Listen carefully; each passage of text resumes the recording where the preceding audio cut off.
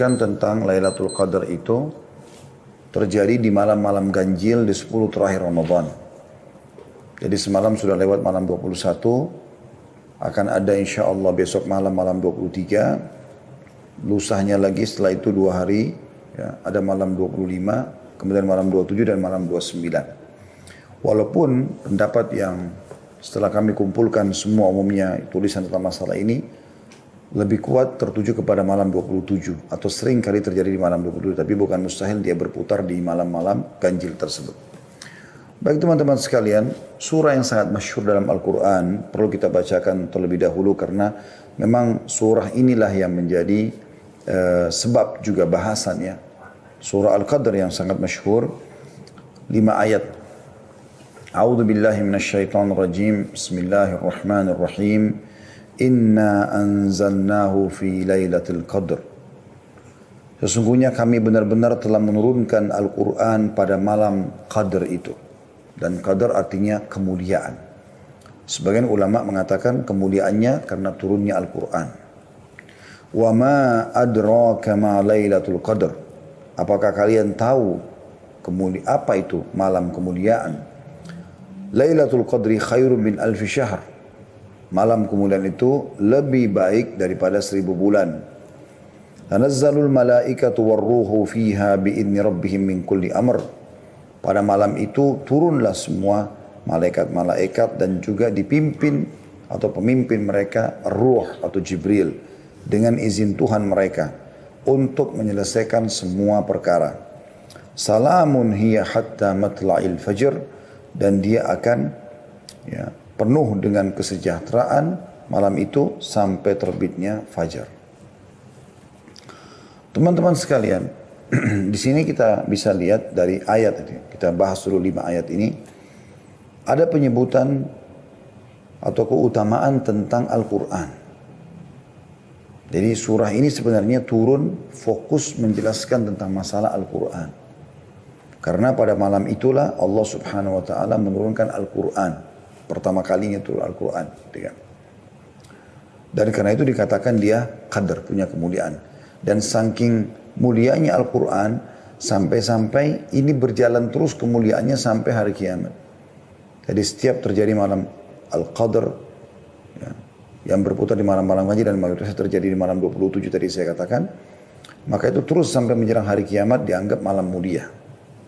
Makanya Allah memberikan kedudukan tersendiri malam itu sampai semua amal yang dikerjakan akan lebih baik daripada 1000 bulan.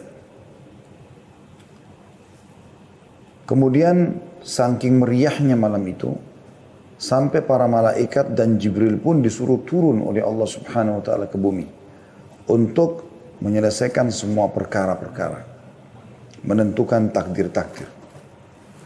Dan itu malam itu akan penuh dengan kesejahteraan. Maknanya tidak akan pernah ada syaitan yang bisa membuat kejahatan pada malam itu sampai pagi. Malam ini teman-teman sekalian yang sedang kita bahas adalah malam yang lebih baik daripada 1000 bulan. Kata Mujahid, seorang tabi'in yang masyhur, bahwa yang dimaksud lebih baik daripada 1000 bulan yaitu malam Lailatul Qadar lebih baik dari 1000 bulan dari sisi amalan-amalan soleh. Apakah itu puasa, sholat, dan itu lebih baik daripada kita mengerjakannya selama 1000 bulan berturut-turut. Dan juga beliau mengatakan bisa bermakna 1000 bulan lebih baik daripada malam selain Lailatul Qadar. Oleh karena itu teman-teman sekalian, kita sangat dianjurkan untuk mengerjakan banyak perbuatan di malam itu. Akan kita paparkan insya Allah di puncak bahasan kita tentang masalah amalan-amalan apa yang harus kita kerjakan. Tapi kita harus renungi dulu malam yang sedang kita bahas memang lebih baik daripada 1000 bulan. Maknanya, kalau teman-teman sempat mengucapkan Subhanallah pas Lailatul Qadar, dan saya perlu titik beratkan, kalau seandainya kita masih hidup insya Allah dan semoga Allah panjangkan umur kita, di 10 terakhir Ramadan ini berarti kita pasti melalui Lailatul Qadar. Hanya saja siapa yang mendapatkan taufik dari Allah untuk bisa mengerjakan amal soleh pada saat itu. Banyak orang hanya menghabiskan dengan tontonan-tontonan, menghabiskan waktu dengan hal-hal yang sia-sia gitu kan. Nongkrong-nongkrong di pinggir jalan, ngobrol kosong gitu kan. Kalau bukan di masa pandemi seperti ini, banyak sekali mereka habiskan di pasar-pasar hanya untuk mencari baju lebaran. Dan ini semua disayangkan sekali.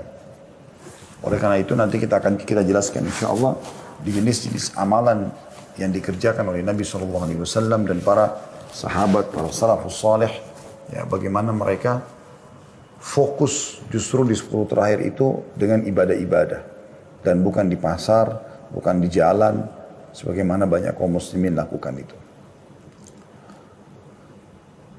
Dan di malam ini selain 1000 bulan teman-teman sekalian, juga turunnya malaikat. Dan ini tidak sembarangan untuk malaikat turun. Apalagi Allah SWT juga menyuruh Jibril untuk turun. Sebagaimana Allah katakan, tanazzalul malaikatu warruhu fiha bi'idni rabbihim min kulli amr. Malaikat turun ke muka bumi itu menandakan bahwa malam tersebut atau banyak keberkahannya. Dengan membawa rahmat dari Tuhannya. Malaikat setiap kali turun tentu membawa keberkahan dan rahmat. Sebagaimana malaikat membawa keberkahan ketika mendatangi halaqah ilmu. Sampai-sampai mereka meletakkan sayapnya karena ridho kepada para penuntut ilmu. Syaitan juga tidak bisa berbuat apa-apa sebagaimana sudah saya singgung sedikit tadi. Diambil daripada firman Allah SWT, salamun hiya hatta matla'il fajr. Malam itu adalah malam kesejahteraan sampai terbitnya fajr. Dan kata Mujahid, syaitan tidak bisa melakukan kejelekan atau mengganggu manusia pada malam tersebut sampai terbit matahari. Ini adalah tafsir diambil dari tafsir Al-Quran Al-Azim punya Ibnu Katsir jadi 7 halaman 610. Ibnu Zaid dan juga Qatadah berkata pada malam Lailatul Qadar hanya ada kebaikan saja, tidak akan ada kejelekan sampai terbit fajar. Juga sama disebutkan dalam tafsir Ibnu Katsir jadi 7 halaman 611. Pada malam itu juga, ini malam mulia sekali, Allah Subhanahu wa taala tentukan takdir, ajal dan rezeki. Ibnu Katsir menyebutkan perkataan Qatadah dan ulama lain bahwasanya pada malam Lailatul Qadar diatur berbagai macam urusan. Ketika itu ajal dan berbagai rezeki ditetapkan. Hal itu sesuai atau sejalan dengan firman Allah di ayat lain surah Dukhan ayat 4. Surah Dukhan ayat 4 yang bunyinya A'udzu billahi minasyaitonir rajim fiha yufraqu kullu amrin hakim. Pada malam itulah dijelaskan dan ditetapkan segala urusan yang penuh dengan hikmah.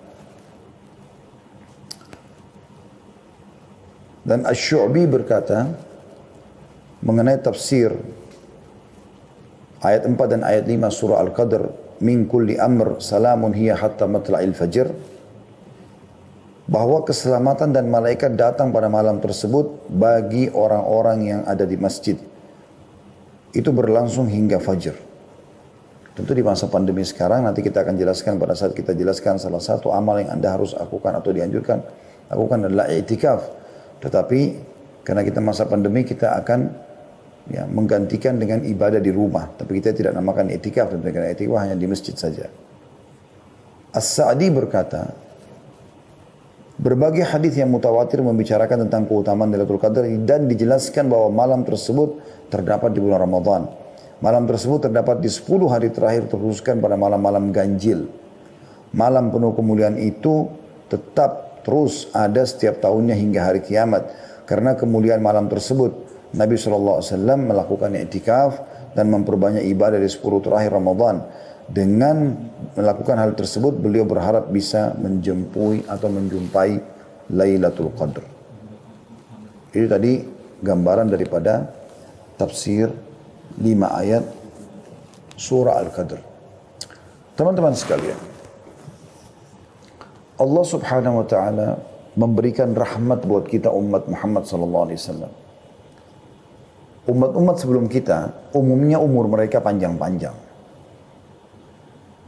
Misal Nabi Nuh alaihissalam berdakwah di kaumnya itu teman-teman sekalian 950 tahun. Dan tidak mungkin Nabi Nuh berdakwah sementara beliau masih bayi. Umumnya nabi-nabi dinobatkan jadi nabi di umur 40 tahun. Berarti bisa 990 tahun umur Nabi Nuh alaihissalam. 40 tahun masa sebelum kenabian. Dan setelah itu ada masa dakwah 950 tahun. Ya. Maka itu umur kurang lebih umat sebelum kita dan umat-umat yang hidup atau umat yang hidup bersama Nabi Nuh alaihissalam adalah satu generasi. Jadi umatnya bisa ada yang berumur 1000 tahun bahkan lebih. Disebutkan dalam sebuah riwayat atau sebuah athar bahwasanya pernah Nabi Nuh alaihissalam melewati seorang ibu yang menangisi anaknya yang meninggal. Yang menangisi anaknya yang meninggal. Gitu kan. Anaknya ini meninggal teman-teman sekalian umur 60 tahun. Anaknya ibu ini. Ini kita bisa ambil gambaran dari riwayat ini. Bagaimana ya, umur mereka sangat panjang. Maka pada saat dia menangis, berkatalah pada saat itu Nabi Nuh alaihissalam, kenapa engkau menangis wahai ibu?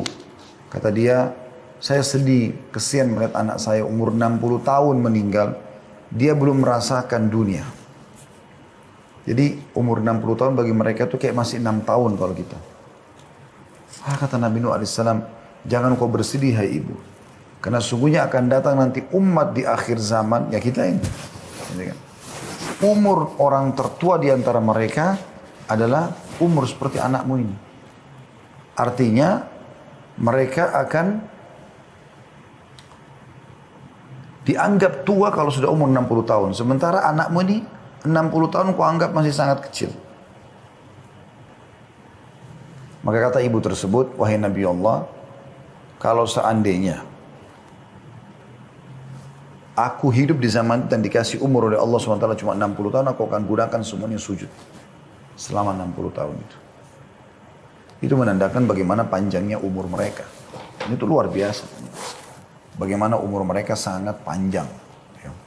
Umur mereka sangat panjang. Nah, sekarang pertanyaan sederhana. Bagaimana caranya kita mengimbangi umur mereka? Amal-amal mereka. Jadi misalnya kalau ada di antara umat Nabi Nuh alaihissalam saja yang beribadah selama 300 tahun saja. Umur kita kan dibatasi. Bukankah Nabi SAW bersabda, ya, umur umatku antara 60 sampai 70 dan sangat sedikit yang melampaui itu. Jadi kita kalau umur 60 tahun, 70 tahun kita anggap sudah tua. Nah sekarang bagaimana kita mengimbangi amal solehnya kaum Nabi Nuh?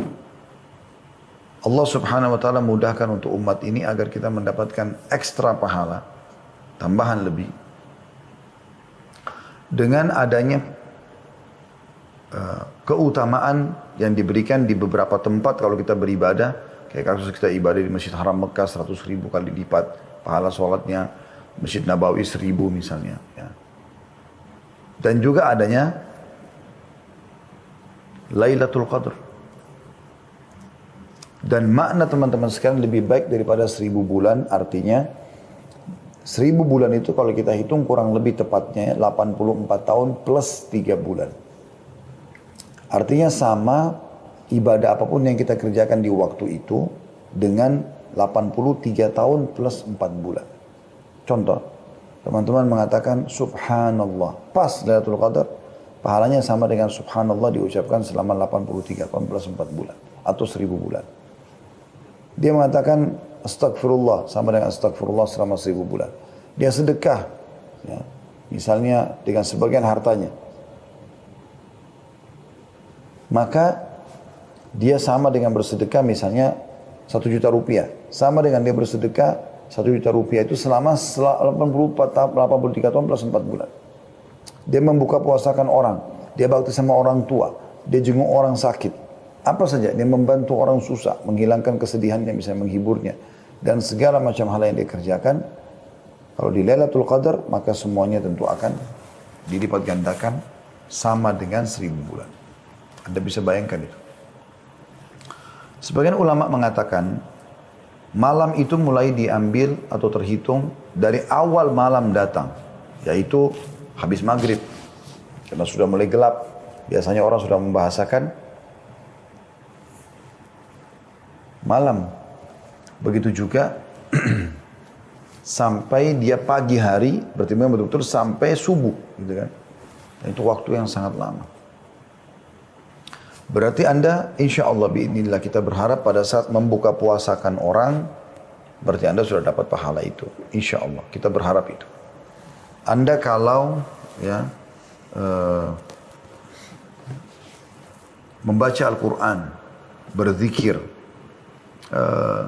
bersedekah, apa saja amal yang kita kerjakan, lebih baik daripada 1000 bulan. Dan ini luar biasa. Dia hanya terjadi setahun sekali. Baik, Ustaz, apakah saya boleh kalau begitu fokus ibadah di malam-malam ganjilnya saja? Jawaban kami tidak tentunya. Kenapa tidak, Ustaz? Kan malam Lailatul Qadar hanya terjadi di malam-malam ganjil. Ya, karena bisa saja perhitungan manusia bisa luput. Bisa saja justru yang Anda anggap itu ganjil ternyata genap. Saya sendiri kemarin hampir luput. Saya mengingat kalau itu adalah malam 21, teman-teman sekalian. Saya bahkan sempat berpikir itu adalah malam 20. Ternyata sudah puasa yang ke-20, malamnya sudah 21. Ada seorang sahabat dekat saya, Dr. Yusuf Bahuth, hafizahullah, beliau salah satu dosen di Ummul Qura di bagian tafsir ya. Beliau mengirimkan kepada saya itu. Datanya malam hari ini, hari Rabu, akan masuk malam ke-21 dan itu akan masuk Lailatul Qadar. Subhanallah, saya baca itu terus saya teringat, oh iya sudah malam 21 rupanya. Ya. Maka kita dianjurkan memperbanyak bacaan Allahumma innaka afuun tuhibbul afwa fa'fu anni, kan gitu. Dan itu kita dianjurkan ucapkan, nanti akan kita sebutkan termasuk dalam amal-amalan yang dianjurkan untuk diucapkan. Jadi teman-teman sekalian, memang ini sangat mahal dan kebetulan alhamdulillah, semoga Allah mudahkan kita mendapatkan, kita sekarang berada di 10 terakhir Ramadan. Dimanapun Anda berada di muka bumi ini, ya setahu saya ya, pada tahun ini hampir semuanya sama mulai berpuasanya. Ya, insya Allah. Maka mudah-mudahan juga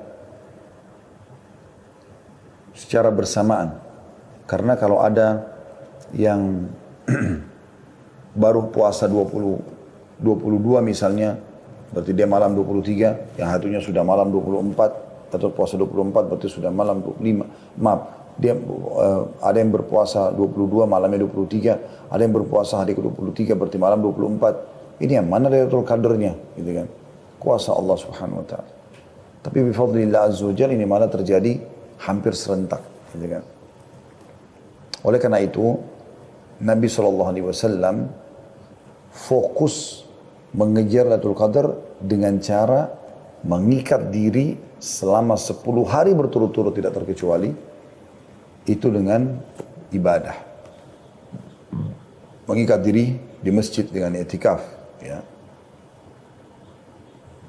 Demi untuk mengejar Lailatul Qadar. Karena dengan kita fokus ke 10 hari itu, maka dipastikan mau genap, mau ganjil, kita akan coba fokus beribadah. Maka insya Allah kita pasti akan mendapatkannya dengan izin Allah SWT. Dibandingkan dengan Anda hanya nebak-nebak. Ya, saya pernah ada di satu kota, dan ternyata subhanallah di kota itu, tiba-tiba saja saya lihat di habis sholat tarawih di malam 27, orang-orang pada bagi-bagi makanan segala macam gitu. Lalu mereka mengatakan, sudah Lailatul Qadar. Padahal mungkin sebelumnya mereka malas beribadah. Mudah-mudahan kita berharap Allah karunia kepada mereka. Tapi masalahnya adalah, bisa saja luput dari mereka. Mungkin di malam 23 terjadi, mungkin di malam 25. Kan begitu. Jadi harusnya kita fokus 10 hari tersebut. Baik, kita akan masuk teman-teman lebih dalam tentang amalan-amalan apa yang dikerjakan pada saat Lailatul Qadar. Ini penting sekali, ya. Yang paling ditekankan sekali adalah Anda sholat malam. Apakah itu tarawih atau Anda kerjakan tahajudnya. Apa bedanya Ustaz tarawih sama tahajud? Beda dari sisi istilah dan juga waktunya. Tarawih santai, dimulai dari setelah Ba'diyah Isya sampai Masya Allah, terserah kita mau selesaikan jam berapa, tergantung kadar ayat yang kita baca. Tahajud dikerjakan di sepertiga malam, ataupun sudah lewat pertengahan malam, gitu kan.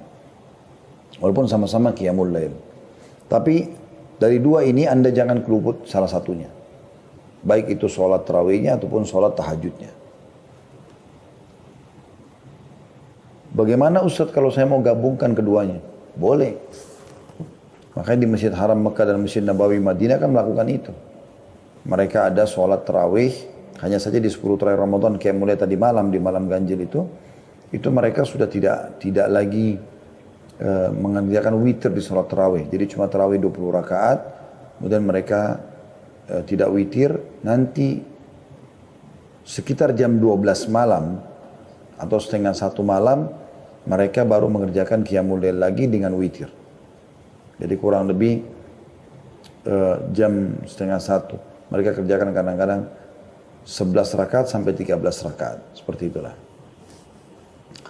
Dan ini teman-teman kalau mau dapat keutamaannya, terutama dengan pembersihan dosa-dosa seluruhnya tidak terkecuali, Anda harus penuhi syaratnya 2. Sabda Nabi SAW yang masyhur dalam hadits Bukhari Muslim, "Man qama Ramadhana imanan wa ihtisaba, ghufira lahu ma taqaddama min dhanbi." Barang siapa yang mendirikan malam Ramadan karena keimanan dan mengharapkan pahalanya, dibersihkan dosa-dosa yang telah lalu. Dan di Lailatul Qadar lebih ditekankan lagi, karena kata Nabi SAW, "Man qama Lailatul Qadri imanan wa ihtisaba, ghufira lahu ma taqaddama min dhanbi." Barang siapa yang bangun di malam Lailatul Qadar karena keimanan dan mengharap pahalanya, maka dosanya yang lalu akan diampuni.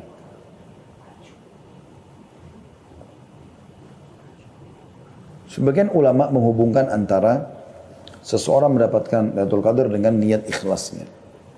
Kapan dari awal dia berharap sekali Allah berikan Lailatul Qadar, maka Allah akan mudahkan. Imam Nawawi rahimahullah berkata, aku sangat menunggu Lailatul Qadar, dan satu waktu aku lagi tertidur di malam ganjil, dan kebetulan atap rumahku terdiri dari pelapa-pelapa kurma, jadi ada celah-celahnya, gitu kan. Dan pada saat aku lagi tidur, ada cahaya bulan yang sangat terang menerpa wajahku, dan aku pun melihat ke lubang dan aku lihat bulan sangat terang. Maka aku pun bangun untuk mengerjakan salat malam, dan aku yakin itu adalah malam Lailatul Qadar. Rasulullah SAW senantiasa mencari malam Lailatul Qadar dan memerintahkan sahabat untuk mencarinya. Beliau membangunkan keluarganya pada malam 10 terakhir dengan harapan mendapat malam Lailatul Qadar. Dalam Musnad Imam Ahmad dari Ubadah radhiyallahu anhu, bahwasanya Rasulullah SAW bersabda, "Man qama ibtigha'aha thumma waqa'at lahu, ghufira lahu ma taqaddama min dhanbihi wa ma ta'akhkhar." Ini hadis mulia sekali. Sayangnya jarang disampaikan gitu ya. Kebanyakan hadis tadi yang sudah kita baca awal. Hadis ini bunyinya, barang siapa yang bangun sebagai usaha untuk mendapatkan malam Lailatul Qadar, lalu ia benar-benar mendapatkannya, niscaya akan diampuni dosa-dosanya yang lalu dan yang akan datang. Ini luar biasa. Satu malam ini mulia benar. Jadi dosa-dosa belum kita kerjakan sudah dimaafkan oleh Allah SWT. Imam An-Nasai meriwayatkan seperti itu. Al-Hafidh Ibn Hajar berkata, sanadnya sesuai dengan syarat sahih. Ya. Jadi kalau tadi yang pertama kita bacakan itu, siapa yang mendirikan malam Lailatul Qadar karena keimanan dan mengharapkan pahala, dibersihkan dosa yang telah lalu. Yang lalu saja yang telah dia lakukan. Kalau ini tidak, hadis ini sahih juga, siapa yang mengejar Lailatul Qadar, sengaja memang mau target nih. Kayak sekarang kita bahas ini kan mengejar Lailatul Qadar, itu tujuannya. Jadi hadis ini tujuan, ini adalah sebab judul gitu kan. Barang siapa yang mengejar Lailatul Qadar dan betul-betul mendapatkannya, maka ia benar-benar diampuni dosa-dosanya yang lalu dan akan datang. Telah dinukil dari kaum salaf, dari kalangan sahabat dan tabi'in, bahwasanya mereka mandi dan memakai minyak wangi pada 10 malam terakhir untuk mencari malam Lailatul Qadar, malam yang telah dimuliakan dan diangkat derajatnya oleh Allah SWT. Jadi mereka bahkan sampai pada tingkat mengemas malam itu dengan baik, pakai baju yang paling bagus, baju baru, minyak wangi terbaik hanya untuk menyambut Lailatul Qadar, supaya mereka menghadap kepada Allah SWT dalam kondisi sempurna. Seperti itulah. Jadi orang-orang yang suka nyanyiakan waktunya, umurnya, kejar apa yang terluput dalam hidupmu dengan Lailatul Qadar. Ya. Sebab malam ini adalah pengganti umur. Belum tentu umur kita sampai 1000 bulan. Dan insya Allah mudah-mudahan lebih dari itu. Tetapi permasalahannya, banyak orang yang tidak sampai ke situ. Memang umurnya sudah dipatok oleh Nabi SAW antara 60 sampai 70. Adapun lebih sangat sedikit. Maka dia seperti pengganti umur kita semuanya dengan beramal saleh pada saat itu. Taubat pun seperti taubat 1000 bulan. Barang siapa yang tidak mendapat kebaikan pada malam itu, niscaya mereka manusia yang paling rugi. Dan malam ini sekali lagi berjalan untuk datang di 10 akhir Ramadan dan lebih banyak terjadi di malam-malam ganjil. Berdasarkan hadis dan sering kali terjadi di malam 27. Tapi tidak harus dipatok di situ ya. Berdasarkan riwayat Muslim dari Ubay bin Ka'ab radhiyallahu anhu bahwasanya ia berkata, demi Allah sungguh aku mengetahui datangnya malam itu, yaitu pada malam yang Rasulullah SAW memerintahkan kami untuk menghidupkannya, tepatnya pada malam ke-27. Sampai-sampai Ubay radhiyallahu anhu bersumpah untuk hal itu. Beliau berkata, aku dapat mengenalnya melalui tanda-tanda dan alamat yang diberitakan Rasulullah SAW kepada kami, yaitu matahari terbit tanpa cahaya yang menyilaukan pada pagi harinya. Jadi ini Ubay bin Ka'ab kata sebagian ulama kemungkinan coba menjelaskan ya, tentang kondisi beliau pada saat itu. Jadi beliau memang disuruh Nabi SAW untuk mengerjakan ibadah dengan para sahabat dan pas malam 27. Maka beliau berpatokan itu adalah malam Lailatul Qadar. Walaupun secara umum pendapat ulama mengatakan berputar di seluruh malam-malam ganjil. Itu amalan yang pertama yaitu sholat. Memperbanyak sholat, ya, terutama sholat malam. Bahkan tadi dianjurkan agar bisa mandi khusus untuk malam itu dan memakai wangi-wangian serta baju terbaik. Yang kedua, kita banyak mengucapkan doa yang diajarkan Nabi SAW kepada istrinya yang dicintai kekasih Nabi SAW, Aisyah radhiyallahu anha. Beliau berkata, wahai Rasulullah, apa yang akan aku baca bila bertepatan pada malam itu, Lailatul Qadar? Maka kata Nabi SAW, ucapkanlah, Allahumma innaka afuwun tuhibbul afwa fa'fu anni. Ya Allah, sungguhnya Engkau maha pemberi ampunan dan menyukai orang yang memohon ampun, maka ampunilah aku. Ampunilah aku. Ya. Jadi termasuk adalah hal yang luar biasa. Ya. Bagaimana ucapan ini adalah ucapan yang memberikan makna yang sangat dalam kalau seseorang itu berusaha tentunya semaksimal mungkin agar dia bisa mendapatkan pengampunan. Karena sekali Anda mohon ampun kepada Allah SWT pada malam itu, seakan-akan Anda memohon ampun kepada Allah dari sisi pahala dan juga ijabahnya 1000 bulan atau 83 tahun plus 4 bulan. Ini termasuk dalam doa-doa yang baik teman-teman dan zikir. Dan ini juga termasuk amalan yang harusnya selalu dijaga. Ya. Apalagi kalau Anda mengejarnya di sepertiga malam terakhir ya. 3 atau 2-3 jam. 4 jam lah sebelum subuh. Anda fokus di situ. Maka insya Allah memperbanyak istighfar untuk mendapatkan fadilah atau keutamaan dalam ayat dikatakan wabil ashari hum yastaghfirun. Mereka selalu beristighfar di waktu-waktu sahur atau waktu menjelang subuh.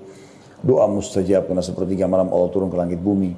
Ya, kemudian juga minta agar diberikan takdir baik, ya, kebaikan-kebaikan semua karena memang pada malam itu semua perkara ditentukan atau ditakdirkan oleh Allah Subhanahu wa taala. Yang ketiga teman-teman yang Anda lakukan adalah i'tikaf. Ya, i'tikaf. Mungkin Anda mengatakan, Ustaz, untuk apa bahas i'tikaf? Karena kita sekarang pandemi nggak bisa ke masjid. Ya kan hukum ini berlaku sampai hari kiamat. Pandemi akan berlalu insya Allah. Tetapi permasalahannya adalah sekarang ada hukum syar'i yang harus kita tahu. Untuk mengejar Lailatul Qadar, maka Nabi SAW melakukan perbuatan ini. Yaitu beriktikaf. Dan dikatakan dalam sebuah riwayat Bukhari, Rasulullah SAW biasa beriktikaf selama 10 hari setiap bulan Ramadan. Pada tahun beliau wafat, beliau beriktikaf selama 20 hari. Iktikaf adalah sebuah ibadah yang terkumpul padanya berbagai jenis ibadah lainnya, berupa tilawah Al-Quran, sholat, zikir, dan doa. Dan semua dikerjakan di masjid.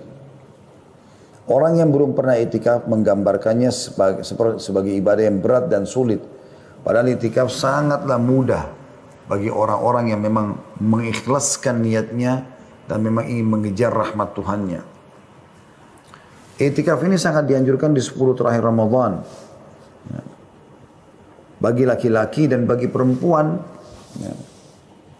ditekankan untuk menghindari, tapi dibolehkan hukumnya.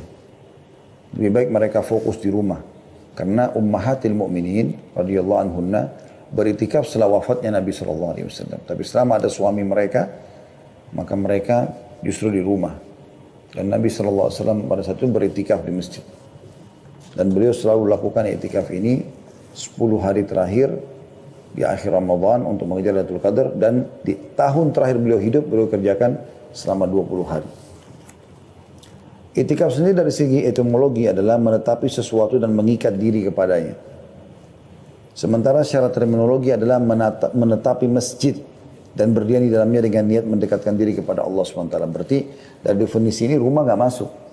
Ya. Rumah nggak bisa kita katakan saya beriktikaf di rumah, kan sekarang pandemi nggak bisa.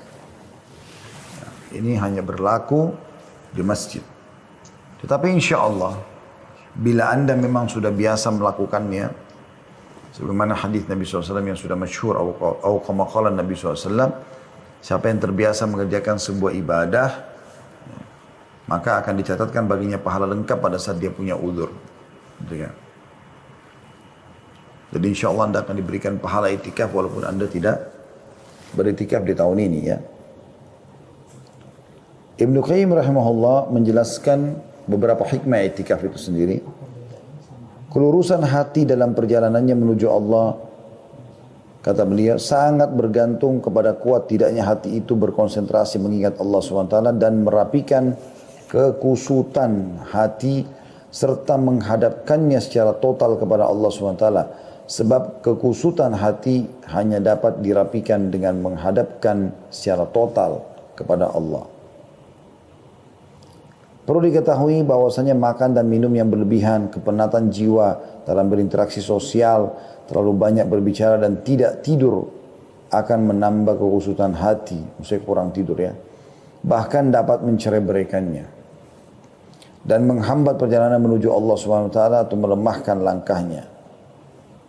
Maka konsekuensi rahmat Allah yang maha perkasa lagi maha pengasih terhadap hamba-hambanya, Allah SWT mensyariatkan ibadah puasa atas mereka untuk menghilangkan kebiasaan makan dan minum secara berlebihan, ya. Serta membersihkan hati dari noda-noda syahwat dan menghalangi perjalanan menuju Allah Subhanahu wa taala. Iktikaf hanya akan membersihkan hati dan akan membuat kita terpaut dan terikat dengan rumah Allah yang biasanya sangat jarang didatangi. Allah Subhanahu wa taala menyebutkan tentang i'tikaf dalam surah Al-Baqarah ayat 125 yang bunyinya A'udzu billahi minasyaitonir rajim an tahhira baitiya lit-ta'ifin wal 'akifin war-ruk'is sujud. Bersihkanlah rumahku. Allah SWT berfirman kepada Ibrahim dan Ismail alaihi wassalatu wassalam, bersihkanlah rumahku Ka'bah untuk orang-orang yang tawaf, yang i'tikaf, mengikat diri di masjid, yang ruku dan juga yang sujud. Dan dalam sebuah hadis yang diriwayatkan Imam Bukhari, Abu Hurairah berkata, radhiyallahu anhu, Rasulullah SAW biasa beriktikaf selama 10 hari pada setiap bulan Ramadan. Jadi masuk mulai dari puasa 19 berarti malam 20, terus sampai subuh Idul Fitri. Makanya dianjurkan juga oleh para ulama agar melakukan iktikaf di masjid yang jami', yang ada Jumatnya, ada sholat Idnya. Ya. Tapi kalau anda cuma bisa melakukannya hanya sampai malam lebaran, atau anda cuma bisa melakukannya beberapa hari saja, ya, maka itu juga masuk dalam istilah iktikaf, tapi tentu beda kadar pahalanya. Dan di tahun atau pada tahun di mana beliau wafat, maka beliau beriktikaf selama 20 hari. Aisyah juga berkata radhiyallahu anha, Rasulullah SAW biasa beriktikaf pada setiap bulan Ramadan. Manakala selesai sholat subuh, beliau segera memasuki tempat iktikafnya. Ya. Hadis ini riwayat Bukhari Muslim. Disebutkan juga dalam riwayat lain hingga beliau juga beriktikaf pada 10 terakhir bulan Syawal. Diriwayatkan oleh Bukhari Muslim. Riwayat ini memberikan penjelasan kepada kita sebenarnya iktikaf boleh juga dikerjakan walaupun bukan di bulan Ramadan. Karena Nabi SAW pernah kerjakan juga di bulan Syawal sebagaimana riwayat Bukhari Muslim. Tapi yang diprioritaskan adalah di 10 terakhir Ramadan karena mengejar Lailatul Qadar tadi. Juga Aisyah menuturkan radhiyallahu anha Rasulullah SAW biasa beriktikaf pada 10 hari terakhir bulan Ramadan. Hal itu beliau lakukan hingga beliau wafat. Lalu setelah beliau wafat, para istri-istri beliau juga melakukannya sepeninggal mereka atau beliau, sepeninggal beliau. Hadis riwayat Bukhari Muslim. Artinya perempuan boleh beriktikaf tapi harus dipastikan iktikaf di masjid karena dia nginap selama 24 jam. Ya, bahkan makan dan minumnya pun di masjid gitu kan. Cuma dia jaga kebersihan masjid. Maka ini bagian daripada syariat. Tetapi seorang istri harusnya tidak mengerjakannya selama suaminya masih ada sampai suaminya wafat. Atau memang suaminya mengajak dia bersama-sama untuk iktikaf, itu lain. Ya. Dan teman-teman sekalian, tentu iktikaf tidak harus dipaksakan karena dia hukumnya sunnah muakkadah. Tetapi misalnya kalau seseorang memang tidak bisa tinggal di masjid, kayak kasus sekarang juga termasuk kita pandemi. Walaupun Anda belum pernah iktikaf, sekarang sudah dengar, oh ternyata punya keutamaan banyak sekali iktikaf. Saya juga mau iktikaf misalnya. Anda sudah niatkan begitu, insya Allah dicatatkan pahalanya oleh Allah Subhanahu Wa Taala. Dicatatkan pahala. Jadi tidak usah khawatir. Ini itu. Walaupun kita tidak bisa iktikaf di masjid sekarang, tapi hukum ini kan Anda pelajari supaya Anda bisa terapkan di tahun-tahun yang akan datang. Ya, seperti itulah kurang lebih. Pada saat iktikaf, Anda sangat dianjurkan untuk memperbanyak ibadah, terutama sholat tadi. Kemudian tilawah Al-Quran, membaca buku-buku ahli ilmu, halaqah majlis ilmu kalau ada yang dibuat oleh ulama di masjid yang kebetulan iktikaf. Menjauhkan diri dari segala macam perkataan sia-sia, mencela, mencaci maki, tontonan-tontonan yang tidak baik. Ya. Berdiam di tempat iktikaf berdasarkan riwayat Imam Muslim dari Nafi'. Ia berkata Abdullah bin Umar menunjukkan kepadaku tempat yang dipakai Rasulullah SAW beriktikaf dalam masjid. Dan beliau tidak keluar sama sekali. Sampai pernah kedatangan istrinya saja, Sofia, lalu Nabi SAW temui di masjid. Nabi tidak pulang ke rumah. Nanti pada saat sudah mau pulang baru beliau antar untuk menjaga saja atau berjaga-jaga keamanan. Habis itu beliau kembali lagi ke dalam masjid. Banyak juga orang iktikaf sebenarnya menjadikan ajang untuk tidur aja terus. Jadi cuma pindah dari rumahnya ke masjid. Tapi di masjid tidak seperti itu, harusnya dia aktif. Istirahat boleh, tapi jangan sampai luput ya perbuatan-perbuatan kebaikan yang harus Anda lakukan dari zikir, dari berdoa, dari bertobat dan seterusnya. Iktikaf kalau Anda sedang iktikaf bisa ada beberapa hal yang dibolehkan. Yang pertama, keluar dari tempat iktikaf untuk suatu keperluan yang mendesak. Berdasarkan hadis sahih dari Aisyah radhiyallahu anha, ia berkata, tuntunan bagi orang yang iktikaf untuk tidak menjenguk orang sakit, tidak menghadiri penyelenggaraan jenazah, tidak menyentuh dan mendekati para istri, tidak keluar dari tempat iktikaf kecuali untuk suatu keperluan mendesak. Hadis riwayat Abu Daud dan dikatakan oleh Ibnu Hajar para perawinya tidak bermasalah. Kalau darurat sekali, Anda tidak masalah keluar. Pernah juga Hasan Basri rahimahullah mengirim informasi kepada murid-muridnya untuk mendatangi seseorang yang sedang sakit. Jadi supaya jenguk dan hibur dia gitu. Rupanya ada satu muridnya, kalau tidak salah namanya lupa juga, nama muridnya Hasan Basri ini. Di masjid, dia juga orang soleh. Hasan Basri titip supaya pergi jemput juga orang itu di masjid. Waktu mau dijemput, rupanya mereka bilang gitu. Atau dia bilang sama teman-temannya, saya lagi iktikaf, gak mungkin saya tinggalkan, kalian aja yang pergi. Lalu Hasan Basri dengar, lalu dia bilang, sampaikan kepada orang itu. Kalau menyelesaikan hajat seorang muslim lebih baik daripada sekian amal soleh yang kau kerjakan. Termasuk iktikafmu itu, maka dia pun keluar untuk memenuhi hajat saudaranya. Jadi ada yang berkata, mendesak. Dia untuk mengejar juga pahala itu pun dia tidak berlama-lama, dia balik lagi. Boleh makan, boleh minum, dan tidur dalam masjid dengan menjaga kebersihan tentunya. Itu yang kedua. Yang ketiga, berbicara yang dibolehkan dengan orang lain untuk suatu keperluan, ngobrol-ngobrol tentang masa depan dan sesuatu, ya, diskusi. Selama bukan hal yang haram. Yang keempat, merapikan rambut, memotong kuku, membersihkan badan, mandi, kamar mandi boleh, pakai sabun, sampo segala macam. Mengenakan pakaian bagus dan memakai minyak wangi. Berdasarkan hadits Aisyah radhiyallahu anha, ia berkata saat Rasulullah SAW sedang i'tikaf di dalam masjid, beliau mengeluarkan kepalanya dari sela-sela kamar. Kemudian aku mencuci kepala beliau. Dalam riwayat lain, kemudian aku merapikan rambut beliau. Hadis Bukhari Muslim. Jadi dulu rumah Nabi SAW, rumah Aisyah, yang Aisyah tempati rumah Nabi SAW tentunya, dengan masjid itu kayak satu tembok.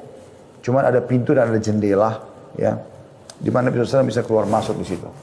Maka waktu lagi i'tikaf, Nabi SAW sandar ke tembok itu, kemudian memasukkan kepalanya ke dalam rumah alaihissalam. Lalu Aisyah mencuci rambut beliau, membersihkannya. Nah, riwayat lain menyisir rambutnya. Berarti kan memang tetap harus menjaga kebersihan, bukan berarti kita tinggal di masjid lalu tidak mandi, tidak bersihin badan, tidak ganti baju. Ya. Boleh juga kalau ada istri yang menjenguk, datang atau anak-anak diantar pulang. Kalau dikhawatirkan ada bahaya yang akan menimpa mereka. Sebagaimana pernah terjadi waktu Sofia mengunjungi Nabi SAW, maka beliau pun mengantar pulang Sofia. Hadis yang masyhur, hadis Bukhari Muslim. Pada saat Nabi SAW sedang mengantar Sofia pulang, lalu ada dua orang Ansar tergesa-gesa melangkahkan kakinya, ya seakan-akan mengejar Nabi SAW, gitu kan? Nah pada saat mendekat, Nabi SAW mengatakan ala rizkikuma, pelan-pelan aja. Inna Sofia binti Huyai. Ini yang bersama saya Sofia binti Huyai, ini istri saya. Maka mereka mengatakan maha suci Allah ya Rasulullah. Maksudnya kami nggak akan berpikir macam-macam, kata Nabi SAW. Hati-hatilah, karena syaitan mengalir, ya, di dalam tubuh manusia sebagaimana mengalirnya darah atau mengalir di aliran darah manusia. Dan bisa saja membuat kalian nanti sangka buruk. Tapi sikap Nabi SAW di sini, ya, itu mengantar pulang istrinya dibolehkan. Kemudian sebagian ulama juga menyebutkan tentang perkara-perkara yang dimakruhkan bagi orang i'tikaf, yaitu jual beli. Tapi tidak haram di sini.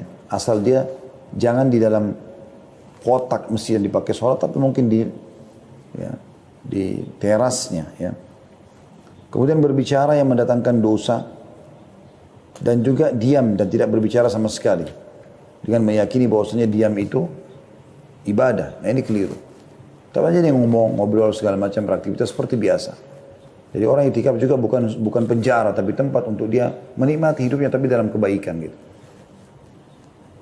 Nah, ini tentu saya ambil dari buku Risalah Puasa Nabi Syekh Muhammad bin Shalih Al-Munajjid dan Syekh Abdullah Saleh, ya. Nah, ini buku ini saya bedah atau saya ambil khusus masalah i'tikafnya. Itu ada disebutkan di halaman 33 tentang masalah jual beli, ya, yang dianggap makruh di sini, ditulis oleh atau dinukil dari para ulama. Kemudian perkara-perkara yang membatalkan i'tikaf juga ada.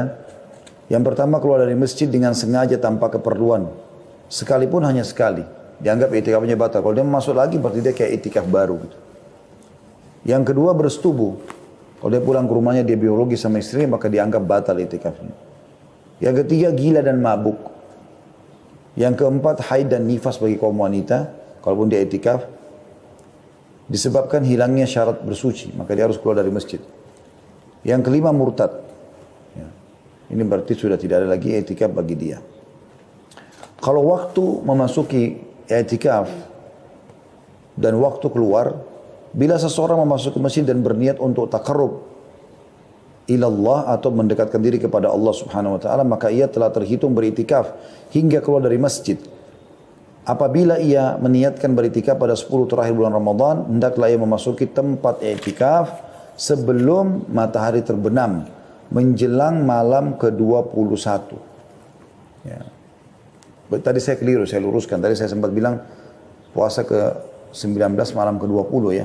Tapi di sini disebutkan puasa ke-20 berarti malam ke-21 berarti kemarin ya. Dan meninggalkan tempat i'tikaf pada hari terakhir bulan Ramadan setelah matahari terbenam di malam lebarannya. Tapi ada juga yang mengatakan keluarnya di Idul Fitri itu lebih afdal. Jadi dia pagi hari habis subuh Idul Fitri atau sebelum subuh dia sudah mandi, dia sudah pakai baju bersih, subuh lalu dia tunggu sampai sholat Idul Fitri kemudian baru dia pulang. Ada beberapa catatan penting yang disebutkan oleh para ulama. Yang pertama, bagi yang membatalkan itikaf sunnah yang telah ia lakukan, hendaklah menggantinya pada hari lain. Berdasarkan amalan Rasulullah SAW yang mengganti itikaf bulan Ramadan pada bulan Syawal. Sebagaimana yang telah disebutkan pada hadits Aisyah baru lalu, ya, atau baru tadi sudah disebutkan. Sementara bagi yang membatalkan nazar itikaf yang tengah dilakukannya, maka ia wajib menggantinya. Jadi kalau dia itikaf sunnah, maka sunnah juga dia menggantikan di bulan lain. Kalau itu adalah nazar, misalnya kalau saya sembuh penyakit saya mau ya itikaf di masjid 3 hari, maka ini dia harus melakukan. Kalau dia tidak bisa, dia masih sakit misalnya, maka dia wajib melakukan di hari lain. Tapi kalau sunnah, maka sunnah juga dikerjakan atau digantikan di hari lain. Itu yang pertama. Yang kedua, kaum wanita boleh beritikaf di dalam masjid jika terjaga dari fitnah dan diizinkan oleh suaminya jika bersuami, ya, orang tuanya, ayahnya kalau belum menikah. Jika ia beritikaf tanpa izin suaminya, maka ia boleh diusir dari masjid tanpa ada perbedaan pendapat dalam masalah ini. Demikian dituturkan oleh An-Nawawi, karena dia melanggar, dia nusyud, nggak boleh. Hukum-hukum yang berkaitan dengan itikaf bagi kaum lelaki juga berlaku bagi kaum wanita. Hanya saja itikaf kaum wanita otomatis batal jika mereka haid, dan mereka boleh melanjutkannya jika sudah suci. Kalau masih pas 10 terakhir Ramadan, ya. Dan hendaknya kaum wanita menirai tempat itikafnya dengan kemah dan memilih tempat yang tidak dipakai untuk sholat bagi kaum pria. Selanjutnya yang ketiga, barang siapa yang bernadar beritikaf di Masjidil Haram, Mekah, ia tidak boleh menunaikannya di masjid lain. Kalau misalnya dia nadar, dia mengatakan, saya kalau sembuh dari penyakit, saya mau itikaf 2 hari di Masjid Haram Mekah. Lalu sembuh betul, dia nggak boleh ganti masjid lain, karena Masjid Haram lebih mulia daripada masjid yang lain, tidak bisa diganti. Jika ia bernazar beritikaf di Masjid Nabawi, ia wajib menunaikannya di Masjid Nabawi atau boleh di Masjidil Haram. Kenapa? Karena Masjid Haram lebih mulia daripada Masjid Nabawi, maksudnya lebih banyak pahalanya. Jika ia bernazar beritikaf di Masjid Aqsa, maka ia boleh menunaikannya di salah satu dari 3 masjid, Masjid Haram Mekah, Masjid Nabawi atau Masjid Aqsa. Karena Masjid Aqsa keutamanya lebih di bawah lagi dari 2 masjid tadi. Sementara bagi yang bernadar beritikaf di selain 3 masjid tersebut dan tidak menentukan masjid tertentu, ia boleh menunaikannya di masjid mana saja. Tapi ini nazar, ya. Karena nazar kan hukumnya wajib ditunaikan. Misalnya tadi saya kasih contoh, kalau saya sembuh penyakit, saya akan itikaf 2 hari di masjid ini dan itu. Misalnya. Sebab Allah SWT tidak menjadikan tempat tertentu untuk melakukan ibadah, dan juga semua masjid sama saja keutamanya kecuali 3 masjid tersebut. Jadi kalau misalnya kita mengatakan saja kalau saya sembuh, saya mau itikaf di masjid 3 hari. Dia tidak sebutkan masjidnya, maka di sini masjid manapun boleh dilakukan. Kata Syekh Muhammad di sini, wahai saudaraku, segeralah menghidupkan sunnah Nabi ini dan memasyarakatkannya di tengah-tengah keluarga, kerabat dekat, saudara-saudara dan teman-temanmu, serta di tengah masyarakatmu.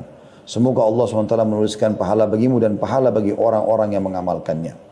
Dalam sebuah riwayat At-Tirmidzi, dan dinyatakan hasan olehnya dari Kathir bin Abdullah dari kakeknya bahwa Rasulullah SAW berkata kepada Bilal bin Harith, ketahuilah. Ia bertanya, wahai Rasulullah, apa yang harus ku ketahui? Rasulullah SAW bersabda, man ahya sunnatan min sunnati qad umitat ba'di kana lahu minal ajri mithla man amila biha ghaira an yunqasa min ujurihim syai'a. Barang siapa yang menghidupkan salah satu sunnahku yang telah diabaikan, maka ia akan memperoleh pahala seperti orang yang mengerjakannya tanpa dikurangi dari pahala mereka sedikit pun. Di sisi lain, beberapa faedah yang dapat dipetik dari sunnah itikaf adalah pembinaan jiwa dan melatihnya dalam mengerjakan ketaatan. Hal ini sangat dibutuhkan oleh kaum muslimin, terutama secara khusus da'i. Tinggal 2 amal teman-teman sekalian, saya ringkaskan. Umrah secara umum di bulan Ramadan besar sekali pahalanya. Karena kata Nabi SAW dalam hadis Bukhari Muslim, umratun fi Ramadan ta'dilu hajjah. Pahala umrah di bulan Ramadan sama dengan haji bersamaku. Atau sama dengan ibadah haji, maaf. Saya ulangi, pahala umrah di bulan Ramadan sama seperti haji. Dan dalam riwayat lain ditambah hajjatan ma'i. Sama seperti menunaikan haji bersamaku. Tentu sekarang subhanallah masa pandemi lagi ditutup, ya. Tapi kan ini baru sekarang. Saya pun setelah 45 tahun melalui hidup ini. Seingat saya dari saya balik mungkin, ya, yang saya mulai kenal Masjidil Haram, setahu saya belum pernah ada halangan seperti ini. Ya, ini baru terjadi di masa kita lah istilahnya. Maka insya Allah tahun-tahun depan, Anda kalau bisa umroh cuma sekali seumur hidup, umrohnya di bulan Ramadan. Kalau bisa 2 kali setahun, maka satunya bulan Ramadan. Intinya kalau bisa berapa kali pun dalam setahun Ramadan jangan sampai luput. Ya, usahakan ini. Terutama kalau kita hubungkan dengan bahasan kita di malam Lailatul Qadar. Atau di malam ganjil. Makanya kita temukan di malam 27 itu luar biasa penuhnya. Penuhnya luar biasa Masjidil Haram itu. Ya, luar biasa penuhnya. Mengalahkan haji bahkan. Gitu kan. Karena banyaknya orang yang mengenal atau mengejar Lailatul Qadar ini. Yang terakhir teman-teman sekarang yang kami tekankan adalah membaca Al-Quran. Membaca Al-Quran. Karena ini memang baca Al-Quran mungkin kita sudah tahu semuanya. Tapi sayangnya masih sangat sedikit orang yang memikirkannya. Al-Quran teman-teman sekalian bukan karangan seseorang. Tetapi dia adalah kalamullah. Bulan Ramadan adalah bulan Al-Quran. Dan Lailatul Qadar malam turunnya Al-Quran. Ini poin yang sangat penting. Kita semua dianjurkan memperbanyak membaca Al-Quran, mengkhatamnya. Di antara salafus soleh ada yang menyibukkan diri dengan hal-hal yang berkaitan dengan Al-Quran, mulai membaca, mempelajari dan mentadaburinya. Bahkan malaikat Jibril alaihissalam memperdengarkan Al-Quran setiap malam kepada Rasulullah SAW di bulan Ramadan. Uthman bin Affan radhiyallahu anhu mengkhatam Al-Quran setiap hari pada bulan Ramadan. Jadi 30 kali khatam kalau 30 hari. Allah musta'an atas kekurangan kita. Semoga Allah mudahkan kita seperti beliau. Di antara salafus saleh ada yang mengkhatam Al-Quran dalam sholat tarawih tiap 3 malam sekali. Ada yang mengkhatam tiap 7 malam sekali. Ya. Dan ada yang mengkhatamnya setiap 10 malam sekali. Mereka selalu membaca Al-Quran baik di dalam sholat maupun di luar sholat. Dan Imam Syafi'i mengkhatam Al-Quran sebanyak 60 kali di luar sholat pada bulan Ramadan. 60 kali, ya, berarti dalam satu hari 2 kali khatam. Gitu kan. Karena Al-Quran itu sekitar 6.229 ayat. Kurang lebih seperti itu ya. Maka kalau Anda membacanya, targetnya adalah menyelesaikan 6.000 ya, tadi 229 ayat dalam berapa jam misalnya, maka Anda bisa membaca seperti Imam Syafi'i sehari 2 kali. Atau seperti Utsman bin Affan sehari sekali gitu kan. Sementara Al-Aswad juga mengkhatamnya selama sebanyak 2 hari sekali. Ya. Ibn Rajab menjelaskan, ada sebuah hadis yang berbunyi, Nabi SAW bersabda, siapa yang mengkhatam Al-Quran kurang dari 3 hari maka dia tidak memahaminya. Kata beliau, larangan mengkhatam Al-Quran kurang dari 3 hari tertuju bagi orang yang membiasakannya. Selalu saja dia tiap hari kerjakan itu. Ya. Adapun pada waktu-waktu yang utama seperti bulan Ramadan, terkhusus lagi pada malam-malam yang diperkirakan sebagai malam Lailatul Qadar, atau di tempat-tempat yang utama seperti Mekah, bagi yang selain warga Mekah, maka dianjurkan agar memperbanyak membaca Al-Quran, supaya mendapat keutamaan pada waktu dan tempat tersebut. Nah, ini pendapat Imam Ahmad, Ishaq, dan juga ulama-ulama lainnya. Nah, ini sangat ditekankan. Dalam membaca Al-Quran teman-teman dianjurkan untuk menangis. Anda tentu bisa menangis kalau Anda memahami maknanya. Makanya baca, sekarang Alhamdulillah di zaman kita aplikasi Al-Quran dengan terjemahannya gitu kan. Karena disebutkan dalam hadis ya, Bukhari bahwasanya Nabi SAW pernah berkata kepada Abdullah bin Mas'ud, "Anu bacakanlah Al-Quran untukku." Maka Abdullah bin Mas'ud mengatakan, "Ya Rasulullah, aku bacakan untuk Anda sementara ayat ini. Al-Quran turun kepada Anda." Kata Nabi SAW, "Aku ingin dengar dari orang lain." Maka Abdullah bin Mas'ud pun membaca surah An-Nisa. Sampai dia mengatakan dari awal An-Nisa sampai tiba di ayat 41 yang bunyinya a'udzubillahi minasyaitonir rajim fa kaifa idza ji'na min kulli ummatin bi syahidin wa ji'na bika 'ala haula'i syahida.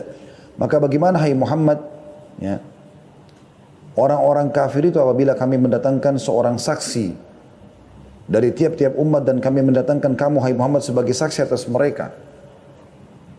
Maka Nabi SAW mengatakan kepadaku, kata Abdullah bin Mas'ud, hasbuk. Cukup sampai situ kau baca. Aku pun menoleh ke arah beliau, ternyata kedua mata beliau meneteskan air mata. Imam Al-Baihaqi meriwayatkan sebuah hadis dari Abu Hurairah radhiyallahu anhu, beliau berkata, tak kala turun firman Allah SWT dalam surah An-Najm ayat 59 sampai 60, A'udzu billahi minasyaitonir rajim, afa min hadzal hadithi ta'jabun wa tadhakuna wa la tabkun. Maka apakah kalian merasa heran terhadap pemberitaan ini? tentang hari kiamat, tentang Allah Subhanahu wa taala, tentang surga dan neraka, tentang kematian, tentang alam barzah, tentang nabi-nabi sebelum kita dalam Al-Qur'an. Apakah kalian merasa heran dengan informasi itu? Dan kalian menertawakan dan tidak menangis? Ahlus Suffah, orang-orang yang hidup di belakang rumah Nabi SAW, Suffah itu bisa menampung kurang lebih 300 orang sahabat yang ingin belajar kepada Nabi SAW pada saat itu. Menangis hingga tetesan air mata membasahi pipi mereka pada saat membaca ayat ini. Ketika hal itu didengar oleh Rasulullah SAW, beliau tersentuh dan ikut menangis bersama mereka. Melihat hal itu kami pun menangis, kata para sahabat. Kemudian Rasulullah SAW bersabda, La yalijun nara man baka min khasyatillah. Tidak akan masuk neraka orang yang menangis karena takut kepada Allah. Mungkin teman-teman bilang, bagaimana caranya saya mau menangis? Ya, sementara saya belum pernah merasakan tangisan untuk Al-Quran atau membaca Al-Quran. Kata Nabi SAW, menangislah kalau kalian baca Quran, atau paksakan atau buatlah kalian menangis. Nah, beberapa ulama sebagai berikut teman-teman menyimpulkan bahwasanya Anda bisa menangis dengan cara yang paling alami, ya, natural sekali adalah Anda terus dekatkan diri kepada Allah Subhanahu wa taala, dan nanti dengan mendekatkan diri kepada Allah itu hati kita jadi lebih peka.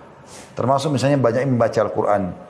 Orang yang bisa menangis alami ini kalau dia sering baca Al-Quran, rutin khatam, ulangi lagi khatam, ulangi, apalagi ngerti artinya, maka mereka akan tersentuh. Anda biasa lihat kan bagaimana Imam Masjid Haram, Masjid Nabawi menangis pada saat mereka tilawahkan Al-Quran di bulan Ramadan seperti ini. Yang kedua adalah Anda mengerti artinya saja dengan mentadabburinya. Tapi ini memang Anda betul-betul ikhlas membacanya, maka Anda bisa menangis tentunya. Tapi kalau Anda cuma baca dengan seperti orang terburu-buru, kalau binas malikin nas sudahin nas musyar waswasil khannas, tidak jelas apa yang dibaca. Sementara kita disuruh warattilil Qur'ana tartila. Tartilkan Al-Quran itu pelan-pelan.